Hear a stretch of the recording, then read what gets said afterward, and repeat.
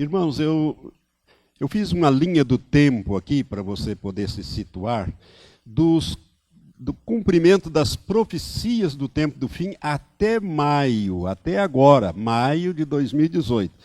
É claro que eu comecei da volta de Israel para a sua terra e a formação do Estado de Israel. Essa é uma das profecias mais importantes, é o sinal um dos mais importantes sinais da proximidade da volta de Jesus.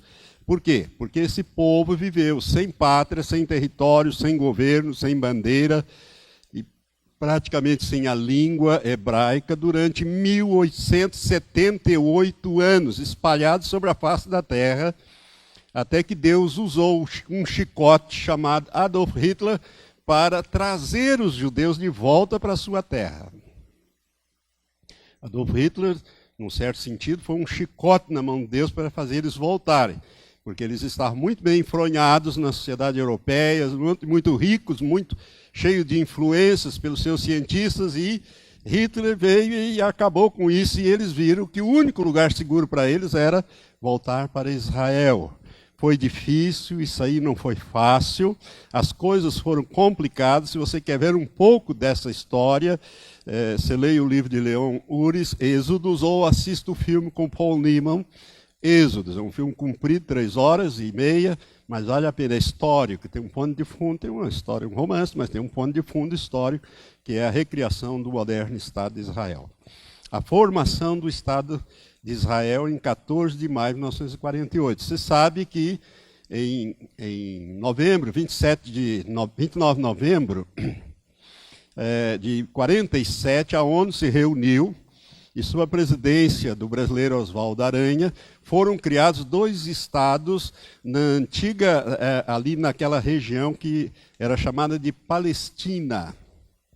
Esse nome palestino não existe na história, foram os romanos que criaram. Não existe palestino antes dos romanos. Era terra de Canaã. Terra de Canaã. E os romanos criaram, conquistaram tudo aquilo, reuniram numa seção só, num grupo só, e botaram o nome de Síria-Palestina. Síria-Palestina. E daí nasce o nome palestino que vem, ao longo do tempo, espalhou os judeus, né, naquela revolta do ano 70, ficaram 1878 anos espalhados e voltam. E lá estavam esse povo remanescente árabe que ficou por ali, que se autodenomina o dono da terra. Mas aqui, para mim, não vou entrar muito nesses aspectos históricos, se você se interessar, veja Israel, o relógio de Deus, onde eu falo sobre isso detalhadamente. Aqui, irmãos, o que nos interessa é que Israel brotou como figueira. A figueira não foi plantada, ela já estava plantada, mas ela estava amortecida, como se estivesse sem vida. E, de repente, num dia só, dia 14 de maio de 1948, no dia em que cessou a interferência das tropas inglesas, cessou o mandato que a ONU tinha dado à Inglaterra para administrar aquela região, até que eles criassem ali 2 estados, como foram criados. Os árabes não aceitaram o território deles criados, queriam tudo, e os judeus aceitaram e proclamaram a sua independência no dia 14 de maio. No dia seguinte, começou a guerra, 8 países invadiram Israel, fortemente armado. Israel tinha umas espingardas, uns aviãozinhos teco-teco, umas coisas assim, e milagrosamente ganhou essa guerra. Isso é milagre. Eu detalho essas coisas em Israel, o relógio de Deus.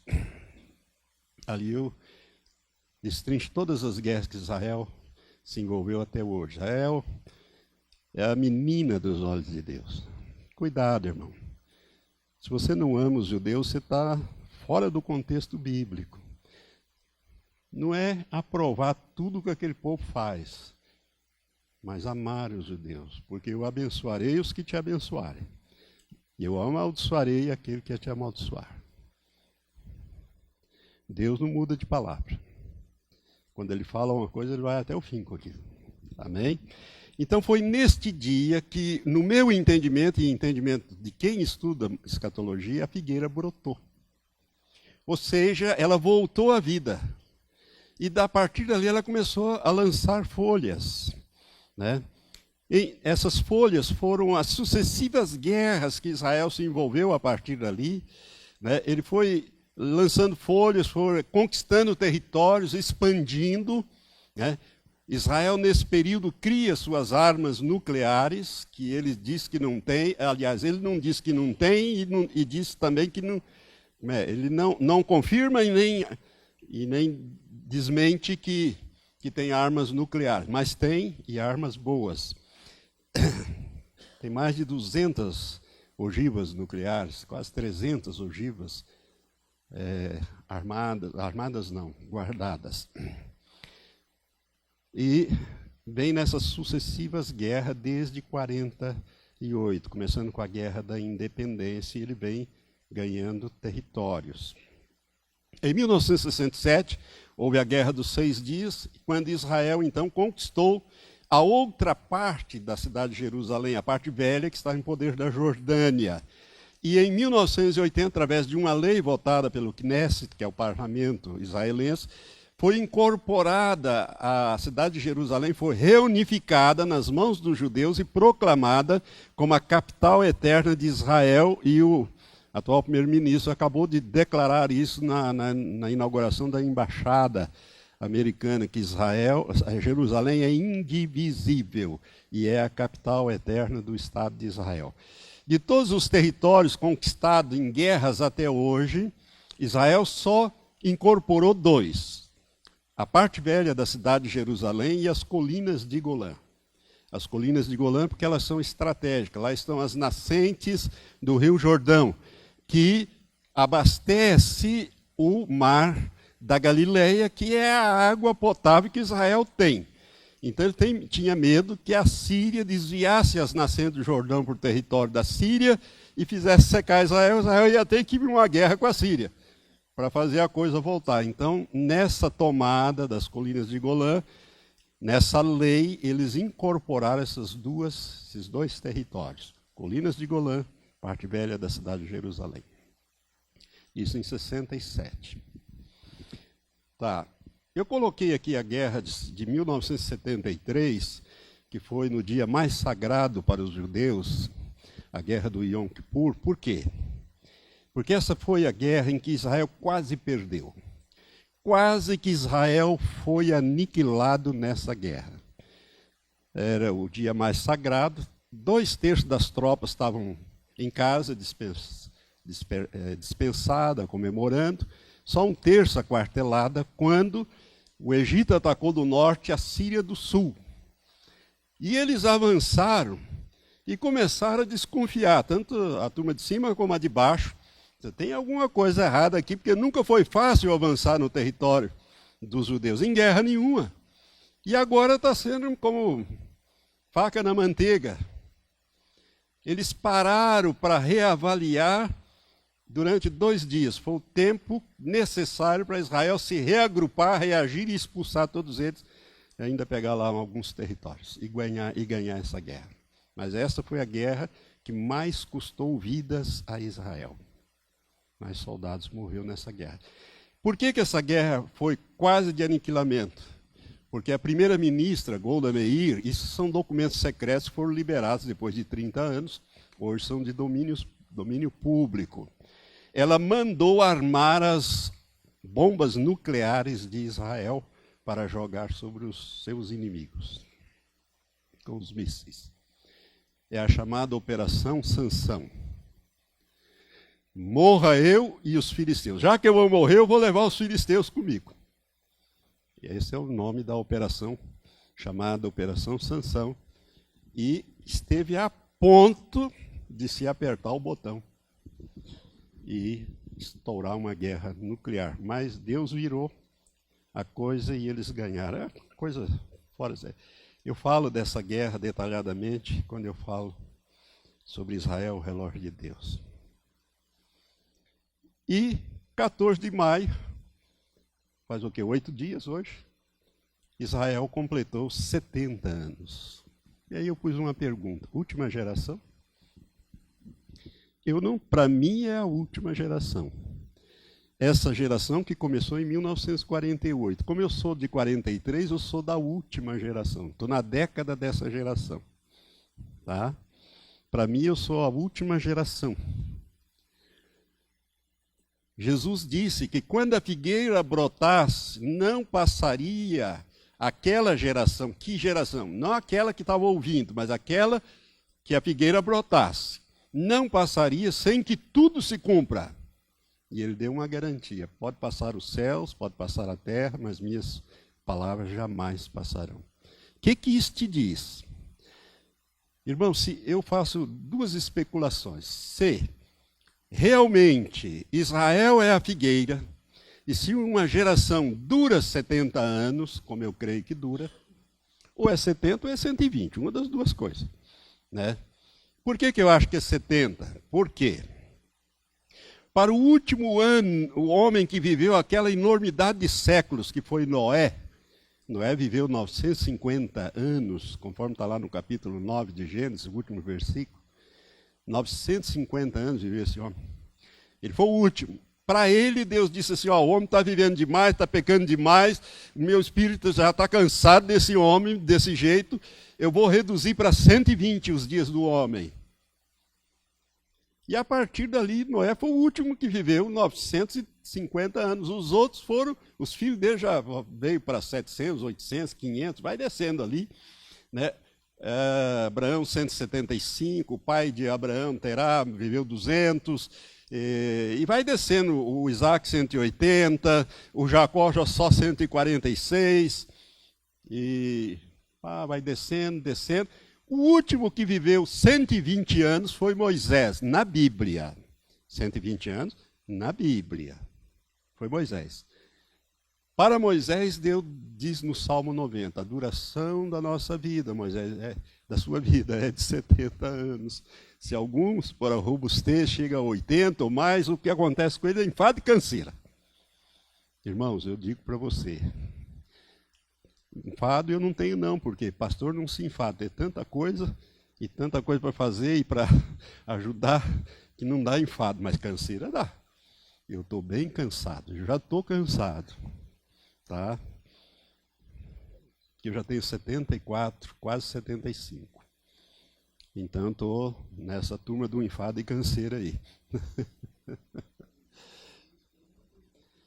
Não, pela minha robustez não. Mas o Moisés, a quem Deus disse que ia acabar, ele viveu só 120 anos, mas ele tinha plena saúde e robustez. A Bíblia diz que nunca ele perdeu o vigor físico, que privilégio.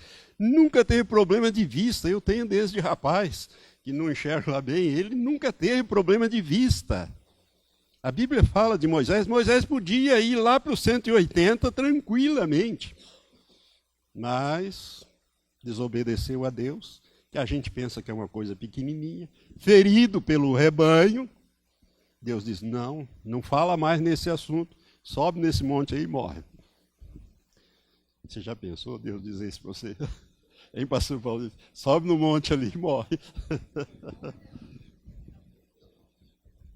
Não ficou doente, Moisés morreu porque Deus matou, não tem outra explicação. Né? Sobe e morre. Meu irmão. Eu penso, então, que nós somos a última geração. Quando é que completou? Há 8 dias atrás completou 70 anos. Então, o Senhor disse, não passa essa geração. Irmão, o arrebatamento da igreja, a volta de Jesus, é para já. Olha bem que planos você está fazendo, viu? Tem gente aí que tem planos para evangelizar, não sei aonde, nos próximos 1000 anos. Essa gente não estão por fora das profecias. Nós temos que trabalhar enquanto é dia, não pode parar isso. Mas nós temos que ter também uma visão profética. Aquela anterior era uma visão dos acontecimentos já sucedidos. Aqui, irmãos, eu estou passando uma linha de tempo que eu projetei, essa coisa da minha cabeça, do meu conhecimento. você pode concordar ou não, a linha do tempo dos próximos eventos proféticos. O que vai acontecer proximamente? A primeira delas que eu coloquei aqui é a Terceira Guerra Mundial. É a guerra de Gog e Magog, que nada mais é do que a Terceira Guerra Mundial, quando então a Rússia, com aquela confederação de nações, vai vir. Veja lá o estudo que está no meu site, Gog e Magog, você vai entender. E ali eu dou detalhadamente a migração desses povos que hoje formam esses países modernos e que estão descritos em Ezequiel capítulos 38 e 39. Tá? São 2h30, mais ou menos. Faço questão que você veja, porque senão você não vai entender bem essa Terceira Guerra Mundial, que é a guerra de Gog e Magog. O palco está montado na Síria. Lá está a Rússia, com todo o seu poderio. Lá está o Irã. Lá está... Gente, tem 21 países ou 27 países que têm tropas lá. Nesse palco montado ali. E cada dia aperta mais. Cada dia o nó fica mais apertado. A Terceira Guerra Mundial vai surgir ali. Não é lá com o coreano, tá? Já ficou bonzinho outra vez e tal. É ali. O nó está ali. É ali que vai acontecer a coisa. Irmãos, Deus tem mostrado que Israel será quase aniquilado e só não será como nação aniquilada por causa da intervenção divina. Por quê? Porque Miguel, o grande príncipe, é que se levanta em favor dos filhos do teu povo. Nós estamos vivendo aqui, esses dias de hoje, é o capítulo 12 de Daniel. Naquele tempo se levantará Miguel. É nesse tempo, naquele tempo lá, é o tempo de hoje aqui. Se levantará Miguel, o grande príncipe, se levanta em favor dos filhos do teu povo. Miguel é o comandante dos exércitos de Deus. Ele é um arcanjo, um comandante de anjos. Ele não é um simples anjo, ele é um comandante de anjos. Olha, esse nome Miguel é um nome poderoso. Você sabe o que significa? Billy Graham diz que Miguel, literalmente, no hebraico, significa aquele que é como Deus é. Mamma mia.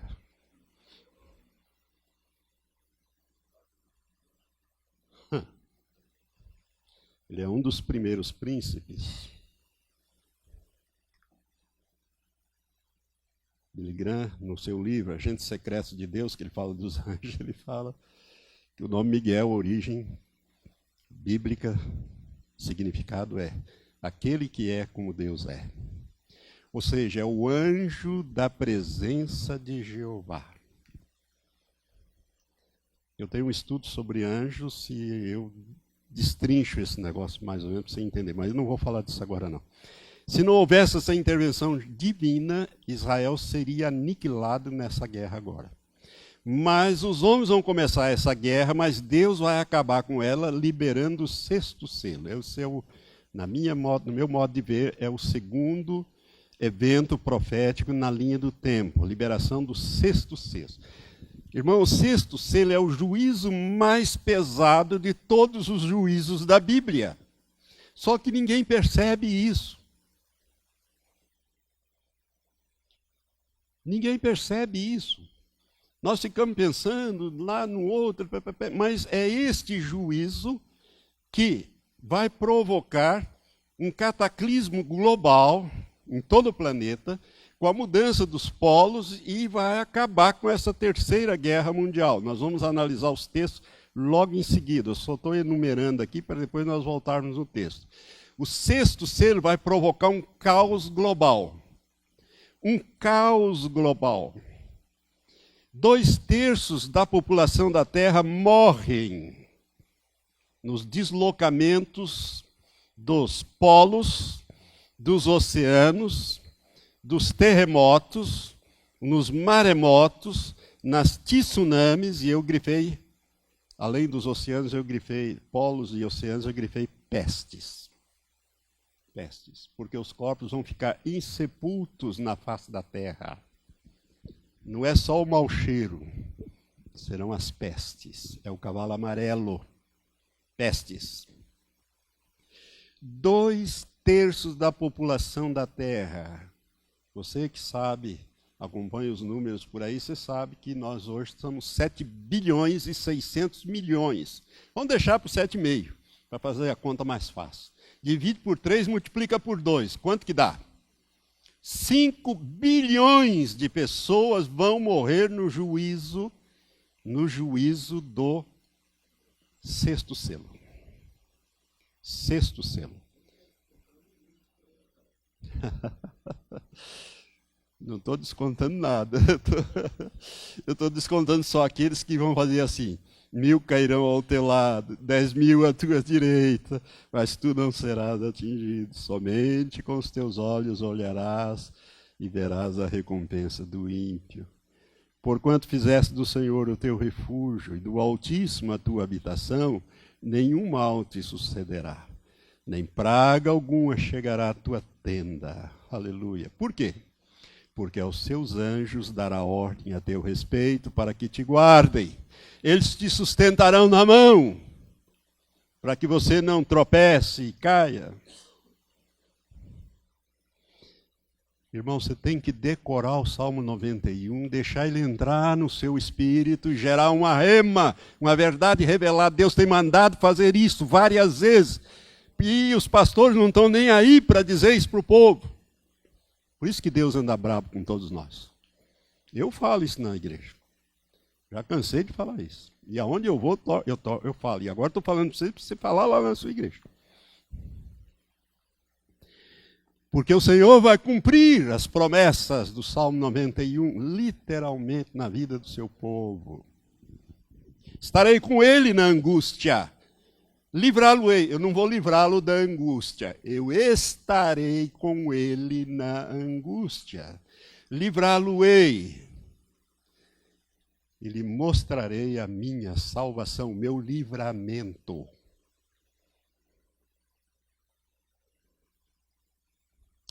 Caos global. Vamos lá. Tem mais aqui na linha do tempo profético dos eventos. Quarto, surgimento do anticristo no cenário mundial como o salvador do mundo. Irmãos, preste atenção. O anticristo está pronto, preparado, vai ser revelado, logo, logo, está na terra. Agora preste atenção. O anticristo não vai fazer nenhum acordo com os Estados Unidos, com a Rússia, com a China, com ninguém, com a ONU, com ninguém. Porque ele vai receber o seu poder, o seu trono e a sua autoridade do próprio Satanás que manda em toda essa terra, que é o príncipe desse mundo. Então tem que acabar essas potências bélicas, militares, econômicas. Isso tudo vai entrar num caos, sexto selo, e as nações vão ficar praticamente sem governo, sem rumo, e vão receber o Cristo de Satanás como se fosse o salvador, não da pátria, mas do mundo.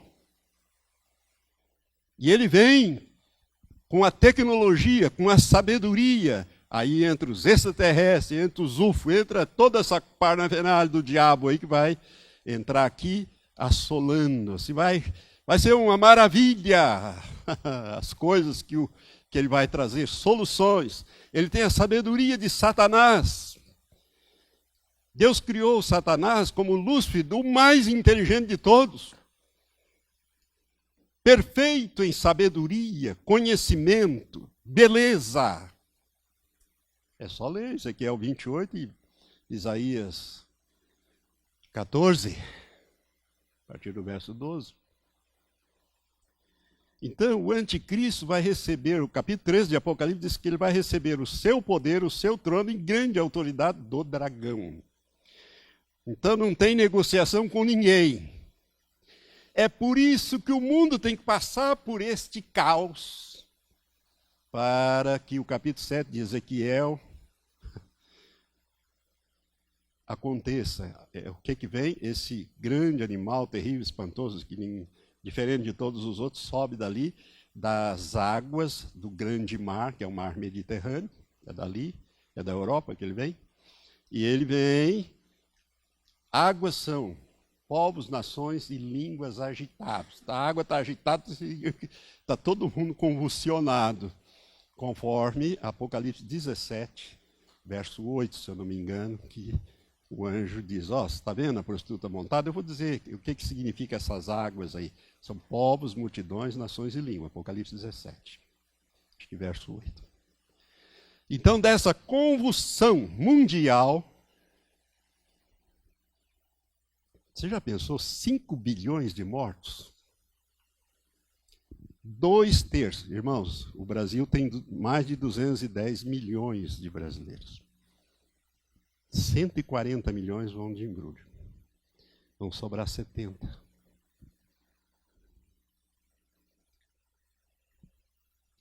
Você pensa que Brasília vai ficar em pezinha? Você pensa que Rio de Janeiro não será totalmente destruído e inundado? Bahia, esses lugares onde Deus é afrontado, confrontado e afrontado. Deus disse, olha, eu vou acabar com essa raça. Mas o Deus não é um Deus tão misericordioso, tão bondoso? É. Ele já cansou de dar oportunidades. A Bíblia diz que Deus fez tudo para um fim. Ele criou até o ímpio para o dia do mal. Está lá no livro de Provérbios. Provérbios, ele criou o ímpio para o dia do mal.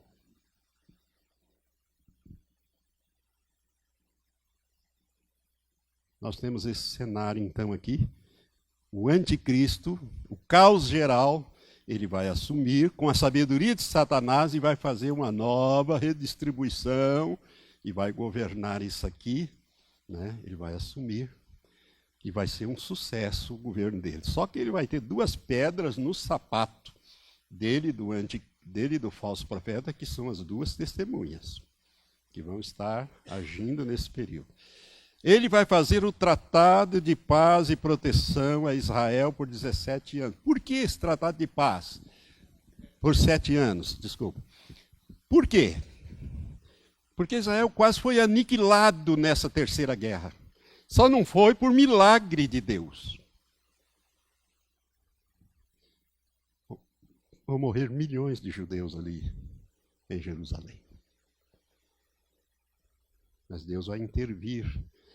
Coisas espantosas vão acontecer sobre Jerusalém. E ele vai, então, fazer esse tratado para durar 7 anos, ou 1 semana de anos profético, lá da 70ª semana. Mas na metade ele quebra isso, você já sabe como é que vai ser esse negócio, né? Ele vai autorizar a reconstrução do terceiro templo. Essa turma fica falando de Trump, Donald Trump diz, o Putin. É quem não sabe profecia, quem não conhece a palavra de Deus. Você tem que entender, irmãos, que Deus tem uma agenda, um propósito, uma revelação. Ele vai fazendo as coisas no seu tempo. Não é no cronos do homem, é no kairós de Deus. Não, kairós de Deus. Às vezes confundo essas 2 palavras. É o kairós de Deus, que é o tempo de Deus. Tempo oportuno de Deus.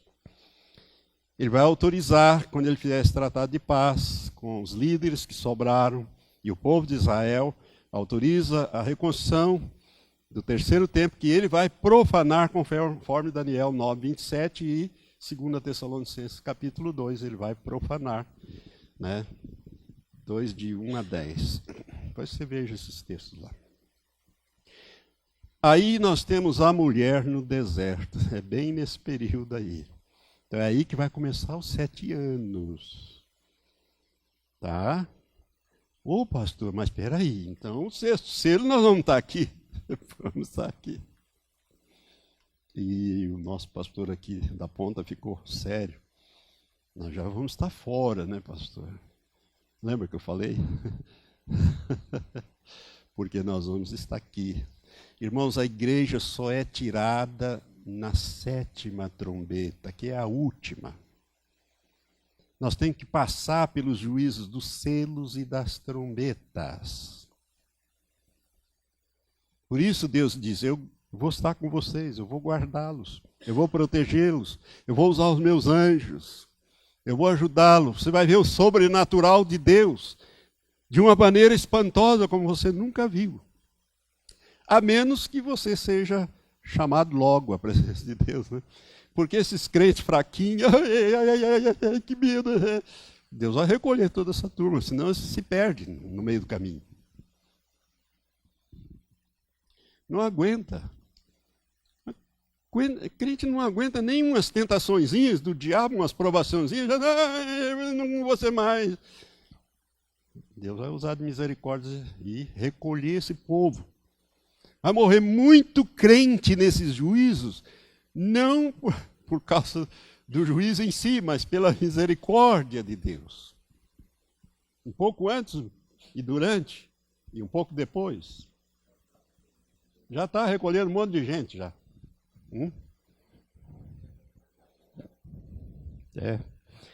Então, chamada santa. Então, irmãos, é verdade, essas coisas vão acontecer. Deus vai usar de misericórdia com muitos que se perderiam, não. Mas Ele está preparando também um exército de gente com lombo forte para esse tempo. Gente que conhece o seu Deus e fará proeza nesse período.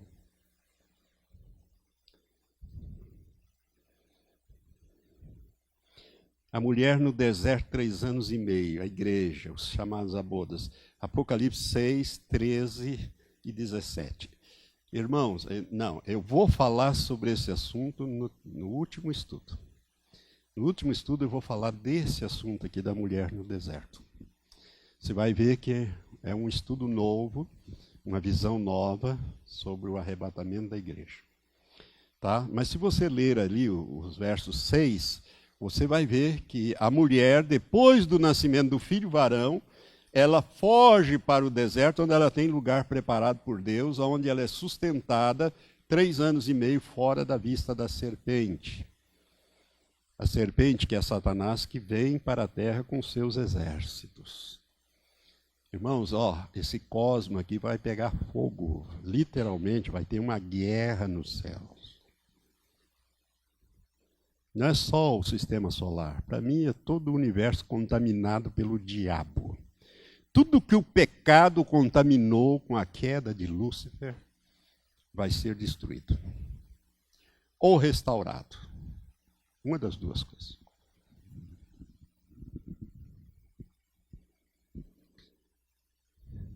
Arrebatamento. Pastor, graças a Deus chegou aqui. Arrebatamento da igreja. Corpo de Cristo. Olha aqui para mim. Olha aqui. Corpo de Cristo. É o corpo que vai ser arrebatado. Corpo de Cristo. Será o próximo evento profético escatológico que suceder dentro da linha do tempo dos próximos eventos proféticos, e será um estudo à parte com o título Uma visão diferente do arrebatamento da igreja. Uma visão diferente do arrebatamento da igreja. É o próximo estudo que eu vou dar, tá? Hoje ainda, se Deus quiser. Então, eu não coloquei o arrebatamento em nenhum ponto daquela linha do tempo, daqueles 7 eventos que eu enumerei, porque eu não sei onde colocar, se é primeiro, se é no meio, se é no aparecimento do anticristo, eu não sei aonde vai dar esse arrebatamento, mas vai ter. É um dos próximos eventos, o arrebatamento da igreja, corpo de Cristo. Depois você vai ver a diferença entre igreja, corpo de Cristo e mulher no deserto. Juízos do 6º selo. Agora que nós vamos voltar no texto, que eu disse que nós íamos analisar alguns textos. Juízo do Apocalipse 6, versos 12 a 17. Vamos ler. E na medida que eu for lendo, nós vamos comentando. Vi quando o cordeiro abriu o 6º selo, e sobreveio grande terremoto. Presta atenção, nenhum terremoto, por mais grande que seja, consegue abalar a terra, tirar a terra do seu eixo, tá? Porque ele tem um ponto localizado. O sol se tornou negro como um saco de clina, a lua toda como sangue. Está vendo aqui a linguagem? Eu estou destacando em vermelho para lembrar do escurecimento do sol lá. 13. As estrelas do céu caíram pela terra. Isso aqui dessas consequências cósmicas, pedaços de rocha, meteoritos vão cair sobre a terra. Tá? Que são chamadas assim estrelas, que elas incendeiam quando estão vindo, entram na atmosfera. Como a figueira, quando abalada por vento forte, deixa cair os seus figos verdes. Olha, para você arrancar figos verdes de uma figueira, o vento tem que ser para lá de forte. E o céu recolheu-se como um pergaminho que se enrola. Então os montes e ilhas foram removidos do seu lugar. Irmão, olha para a severidade desse juízo. Montes e ilhas removidos do seu lugar. O céu recolhe como um pergaminho, a coisa entra em colapso. Tudo que nós vemos aí em cima, o sistema estelar nosso, o sistema solar. Os montes se projetam. Continua aqui. Os reis da terra, os grandes, os comandantes, os ricos, poderosos e todos os escravos, todo livre, se esconderam nas cavernas e nos penhascos dos montes, ou seja, nos abrigos atômicos que já estão prontos, cidades verdadeiras com ferrovias, rodovias, ferrovias, ligando um estado a outro. Nos Estados Unidos tem isso, na Rússia também tem, essa coisa toda. Eu penso que eles vão escapar lá dentro. E disseram aos montes e aos rochedos: caí sobre nós e escondei-nos da face daquele que se assenta no trono e da ira do Cordeiro, porque chegou o grande dia da ira deles. E quem é que pode suster? Aquele videozinho que eu mostrei sobre Chicago, você viu aquela estrela lá? Está bem longe da Terra, mas agora imagina essa coisaiada chegando perto da Terra. A turma vai se meter nos buracos, eu prefiro morrer. Eu prefiro que caia esses negócios acima de mim aqui, porque eu não vou aguentar mais. Não vou. Irmãos, preste atenção nesse texto que eu vou passar e comentar agora. Zacarias 13, versos 8 e 9, na minha opinião, é o sexto selo de Apocalipse 6, 12. Então, o que é descrito em Zacarias, no Antigo Testamento, é detalhado no Novo Testamento, na revelação a João do sexto selo, a partir do verso 12, que é o texto que nós acabamos de ler. Olha o que o Senhor fala aqui. Em toda a terra, diz o Senhor, as duas partes delas serão exterminadas e expirarão, mas a terceira parte restará nela. Pastor, irmão, o que você extermina lá na sua casa? Você extermina rato, barata, pernilongo, morcego, escorpião,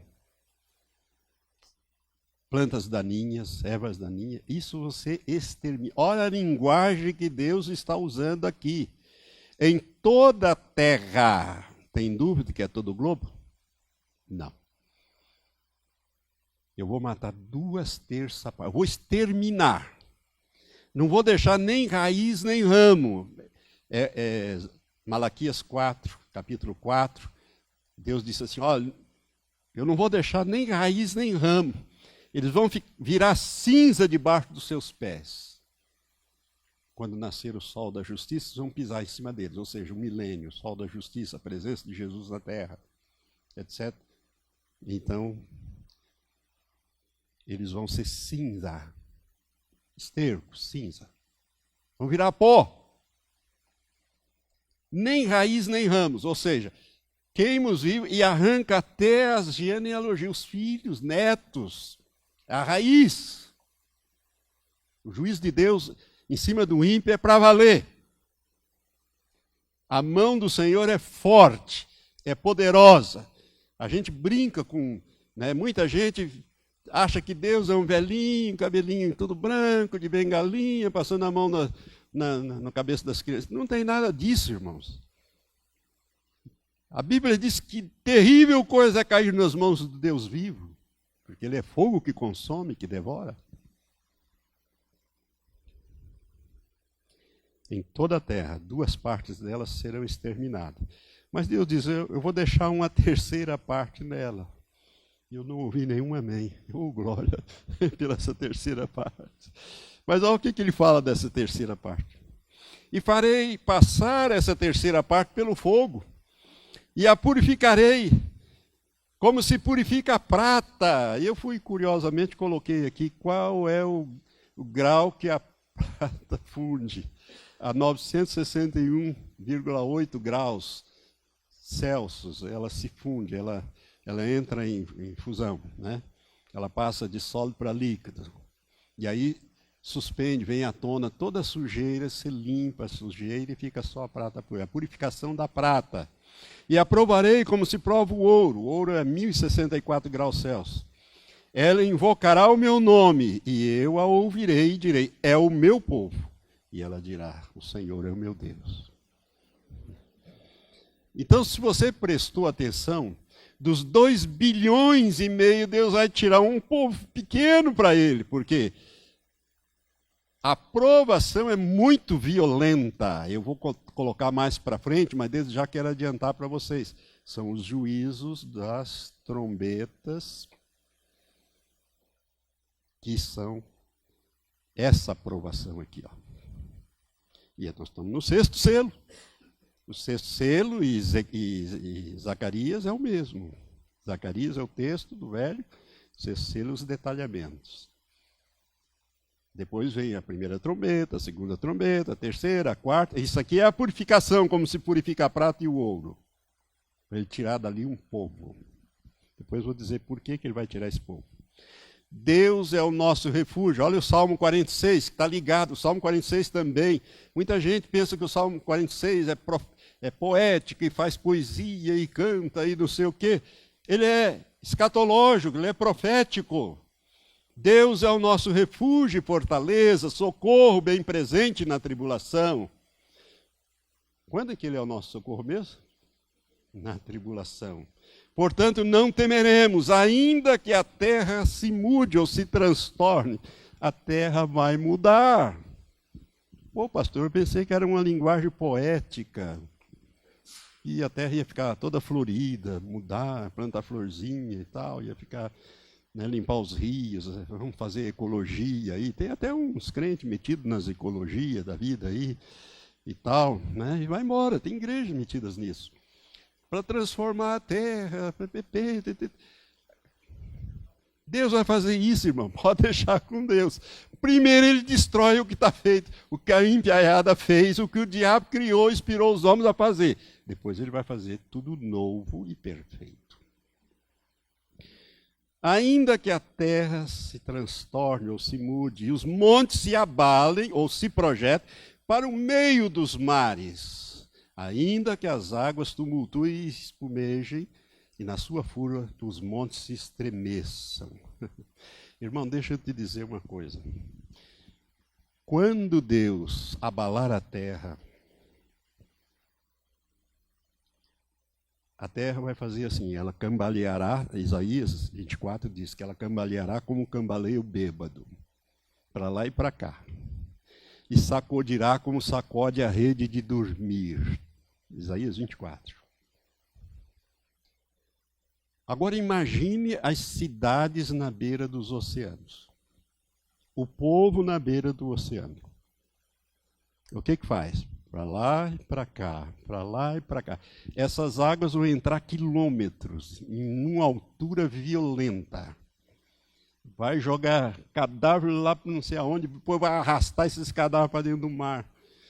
O mar vai ficar, por isso que o mar não vai existir mais, ele vai ficar todo contaminado, com peixe morto, com gente morta, com tudo, um monte de coisa ali. Então Deus está dizendo aqui que ele vai balançar a terra, o abalar da terra e dos céus. Eu vou chegar mais para frente, mas eu quero que você veja que é isso aí, ó, né? Até botei aqui um chacoalhazinho assim. Salmo 46. Há um rio cujas correntes alegram a cidade de Deus e o santuário das moradas do Altíssimo. Isso aqui é um fôlego para você respirar e dizer glória a Deus, aleluia. Deus está no meio dela, jamais será abalada. Deus a ajudará desde amanhã, amém. Mas Deus continua dizendo, bramam nações, agitam nações, gritam. Reinos se abalam, Ele faz ouvir a sua voz e a terra se derrete, se dissolve. A voz de Deus não é a voz, não é uma voz qualquer não, irmão.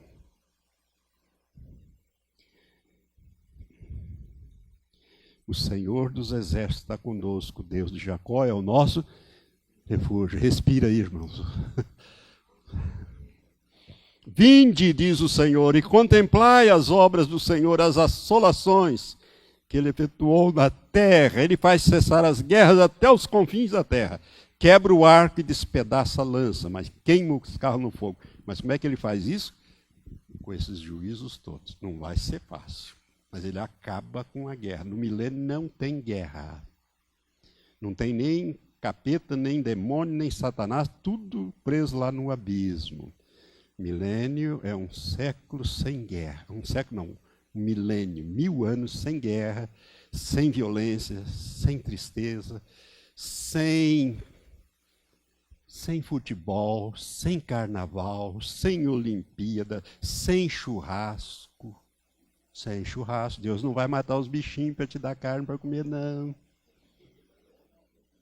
Ele fará uma aliança com todas as feras da terra, tirará toda a ferocidade dos animais.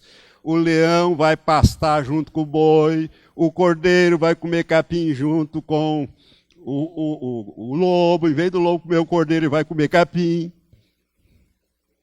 A criança vai puxar a cobrinha pelo rabo, enrolar ela assim, bater na cabecinha dela, botar a boquinha dela no dedo e ela não vai apertar. Porque Deus fará uma aliança com as feras da terra em favor do homem, no milênio. O estudo do milênio é glorioso, só fiz uma vez na igreja. Ficou 5 horas, eu falei, Senhor, cada vez Deus começou a me dar mais. Eu falei, não, vamos parar, Senhor, porque eu não aguento mais.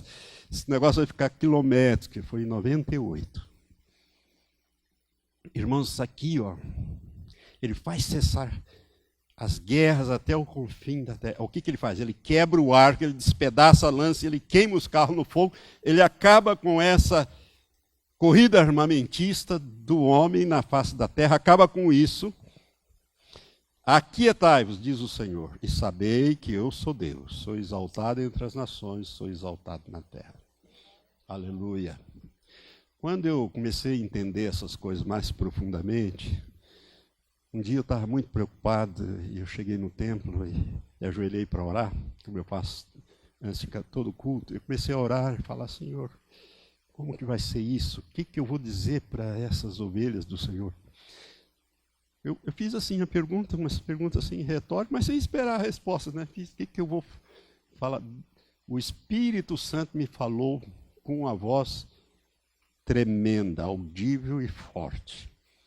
Você sabe que o Espírito Santo, comigo é assim, quando ele fala comigo é uma voz de autoridade e autoritária. É diferente da voz de Jesus, que é amorosa. Porque ele está aqui para nos guiar, ele não está aqui para ficar nos paparicando, não. Ele está aqui para botar a gente nos eixos e na linha. Ele disse assim para mim, literalmente, eu levei um susto, ele disse assim, diga-lhes, aquietai-vos e sabei que eu sou Deus. Sou exaltado entre as nações, sou exaltado na terra. Ele me mandou dizer isso, então estou adiantando para você que é isso que eu vou dizer quando a coisa ferver, para lá e para cá, para o meu povo que congrega aí comigo. Né? Eu vou dizer, olha, o que o Senhor mandou dizer foi isto. E ele já falou isso há tempo, que ele mandou falar, é para você confiar. Aquieta e saiba que Ele é Deus. Ele vai ser e será exaltado na terra, será exaltado entre as nações. O Senhor dos Exércitos está conosco, Deus de Jacó é o nosso refúgio. Aleluia! Glória a Deus! Aleluia! Vamos nesses 25 minutos avançar mais um pouco. O abalar da terra e dos céus, tudo tem a ver com esse negócio de o sol morrer. Joel 2, versos 10 e 11, diz assim, diante dele treme a terra, olha a terra outra vez tremendo. Não é um tremorzinho qualquer, não, irmão. Deus está no contexto aqui. E os céus se abalam, o sol e a lua se escurecem, e as estrelas retiram o seu resplendor. O Senhor levanta a sua voz, ou levanta a voz, diante do seu exército, porque muitíssimo grande é o seu arraial, porque é poderoso quem executa as suas ordens. Sim, grande é o dia do Senhor e muito terrível. Quem o poderá suportar? Quem que executa as ordens de Deus? Quem que vai vir montado num cavalo branco, com um manto salpicado de sangue, com coroas na cabeça e com os exércitos montados em cavalos brancos? Se você estiver com Jesus, você vai voltar. O manto está todo salpicado de sangue. Tem umas profecias gloriosas sobre isso, irmão. Jesus de Nazaré, mas ele agora vem como Rei dos Reis e Senhor dos Senhores. E vai implantar o reino dele aqui, para travar a batalha do Armagedon. Terceira Guerra Mundial, depois a batalha do Armagedon. Esta é uma batalha diferente dessa Terceira Guerra Mundial. Essa Terceira Guerra aqui, os homens vão lá com as suas bombas e joga para lá, joga para cá. Você vai ver umas coisas aqui. São coisas grandes que eu tenho para mostrar para os irmãos. Eu não vou conseguir fazer tudo, mas nem que nós varamos um pouco aí, nós vamos para frente. Ageu 2, 6 e 7, o Senhor fala do abalar da terra e dos céus. Pois assim diz o Senhor dos Exércitos, ainda uma vez, dentro em pouco, para Deus é pouco, foi 2 dias só que passaram. Tá? 2 dias e pouco ali no caso de Ageu. Farei abalar o céu e a terra e o mar e a terra seca. Para não deixar dúvida que ele está falando da terra, ele diz, farei abalar o céu, a terra, o mar e a terra seca. Farei abalar todas as nações e as coisas preciosas de todas as nações virão e encherão de glória esta casa, diz o Senhor dos Exércitos. Deus está falando aqui do abalar dos céus e da terra. 2 vezes ele fala em Ageu. O segundo texto é o verso 21. Fala Zorobabel, governador de Judá, farei abalar o céu e a terra. Eu não posso parar muito aqui, porque eu tenho que avançar um pouco. 3 vezes o Senhor fala de abalar os céus e a terra na Bíblia. 2 em Ageu, que eu mostrei agora, e a outra em Hebreus, lá no Novo Testamento. E esse texto de Hebreu é muito importante, principalmente para nós. Hebreus 12, 25 e 26, o Senhor diz assim, tende cuidado, não recuseis ao que fala, pois se não escaparam aqueles que recusaram ouvir quem? Divinamente os advertia sobre a terra, muito menos nós, os que nos desviamos daquele que do céu nos adverte. O que esse texto está dizendo? Que se os judeus, quando Deus desceu no Monte Sinai para dar a lei, o monte fumegava e tremia tudo ali em volta tremendo, o povo, e o sonido da buzina e aquele barulho, o povo disse para Moisés, não fala Deus conosco, nós não vamos aguentar. Fala Deus com você e você depois fala com a gente. Lembra? E Moisés fez isso, e Moisés foi, então ele diz, se não escaparam aqueles, e não escaparam mesmo, que só escaparam 2 de toda aquela turma lá, né? Que aqueles que recusaram a ouvir divinamente, quem os divinamente advertia sobre a terra, muito menos nós, os que desviaram daqueles que do céu nos adverte. Aquele cuja voz abalou então a terra, agora, porém, ele promete dizendo, ainda uma vez por todas farei abalar, não só a terra, mas também o céu. E continua. Vamos lá. Ainda uma vez por todas significa a remoção dessas coisas abaláveis ou abaladas, como tinham sido feitas, ou como foram criadas, diz outra versão, para que permaneçam as coisas inabaláveis. Agora olha para esse verso final, 28 aqui. Por isso, recebendo nós um reino inabalável, retenhamos a graça, pela qual sirvamos a Deus de modo agradável, com reverência e santo temor. Tem muito crente que não tem a menor reverência por Deus, nem pelo seu nome, e muito menos temor. Esses são abaláveis. Deus vai arrancar eles para fora logo uma vez. Irmãos, tudo que é abalável vai ser destruído. Por isso que eu disse que esse juízo é mais do que o sistema estelar. Por que anda dando trombada uma estrela na outra, causando essa coisaiada toda? Isso tudo é influência do pecado. Deus, quando cria, ele cria perfeito. Mas quando Lúcifer pecou, ele introduziu no universo, né, que nós chamamos assim, o pecado. Isso aí contaminou. Tanto que contaminou a terra, que a terra ficou sem forma e vazia. Deus não criou a terra sem forma e vazia. Tudo que ele faz é perfeito. Aí Deus vai recriar a terra para ser o lar do homem. No princípio criou Deus os céus e a terra, diz o primeiro verso. Mas o segundo diz, a terra, porém, era sem forma e vazia, e o Espírito de Deus parava sobre as faces das águas. A terra, porém, era sem forma. Essa palavrinha era, no hebraico, pode ser traduzido por tornou-se.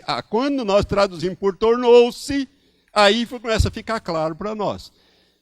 No princípio criou Deus os céus e a terra. A terra, porém, tornou-se, não era, tornou-se sem forma e vazia de vida. O que aconteceu que a terra tornou-se disforme? Deus não criou uma terra toda desengonçada. Ele criou a terra perfeita. Mas o pecado, a terra, segundo alguns teólogos, fazia parte do reino de Satanás, do reino de Lúcifer. Deus, quando estabeleceu Lúcifer, ele disse, te dei governo, te dei reino, te dei poder, e te estabeleci. Isso significa, te dei governo. Ezequiel 28.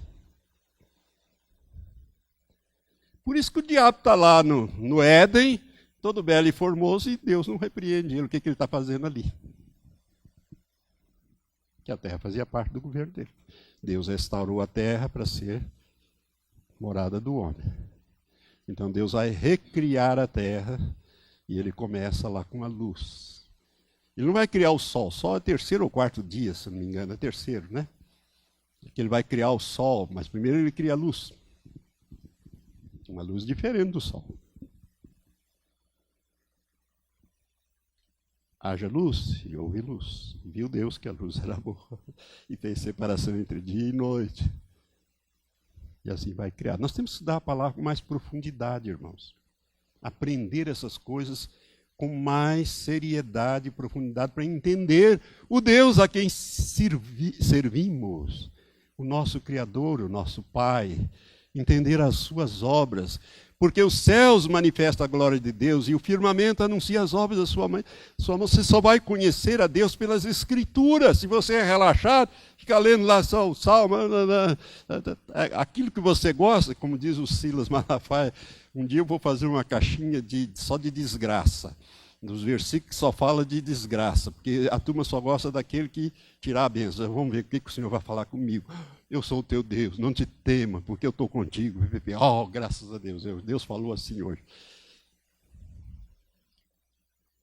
Não é assim não, irmão. Não é assim não. E aí um dia eu vi ele pregando, ele disse, um dia eu vou fazer umas caixinhas com só versículo de desgraça, quero ver se o povo compra. Compra nada. Eu só quero as caixinhas da bênção, dos versículos da bênção.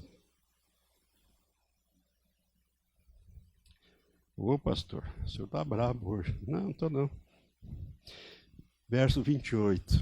Por isso, recebendo um reino inabalável, retenhamos a graça pela qual sirvamos a Deus de modo agradável, com reverência e santo temor, porque o nosso Deus é fogo consumidor. Cuidado nas suas orações, irmãos. Trate Deus com respeito, Jesus com respeito. Chame-o de Senhor. Uma vez Jesus disse, vós me chamais de Senhor e Mestre, dizei bem porque eu sou. Pedro era bem mais velho do que ele. Ah, Jesus, você podia quebrar o meu galho? Não é você, não. eu vejo muito desrespeito. Uma vez perguntei para um pastor que conhece grego profundamente. Leu o Novo Testamento assim, no grego ele vai traduzindo para você. Tanto que ele conhece o grego. E eu disse, fulano, essa palavra temor, o que significa no original? Qual o sentido? Ele olhou para a palavra, olhou e disse, pastor, essa palavra tem o mesmo significado da atual palavra paura em italiano. Paura. O que é paura em italiano? Medo, mas medo mesmo. Eu tenho paura, eu tenho medo. Temor, mais do que temor reverencial. É reverência, é mais, é medo de Deus. É medo de pecar. Porque se eu peco, eu sei que eu tenho uma sentença divina. Não brinco com Deus. Deus não pode, não se escarnece. Deus não vai passar a mão em cima da sua cabecinha, não. Você vai ter que colher o que você semeia. Isso é ter medo de Deus. É temer a Deus. O testemunho que Deus deu de Jó é para Satanás: viste o meu servo Jó? Homem íntegro e reto, que teme a Deus e se desvia do mal. Não era Deus que desviava Jó do mal, era o Jó. Por temor a Deus, por ter medo de Deus. Quando você teme a Deus, você teme a palavra dele. E Deus diz assim: eu honro os que me honram, mas os que me desprezam serão desprezados. Está lá naquele episódio, quando aquele profeta vai repreender Eli por causa dos filhos dele. Deus, o profeta, que não tem nem nome na Bíblia, diz isso para Eli. Deus manda ele dizer isso para Eli: eu honro os que me honram, mas os que me desprezam serão desprezados. Você só honra a Deus se você temê-lo e reverenciá-lo e honrar a sua palavra. Senão você não honra a Deus.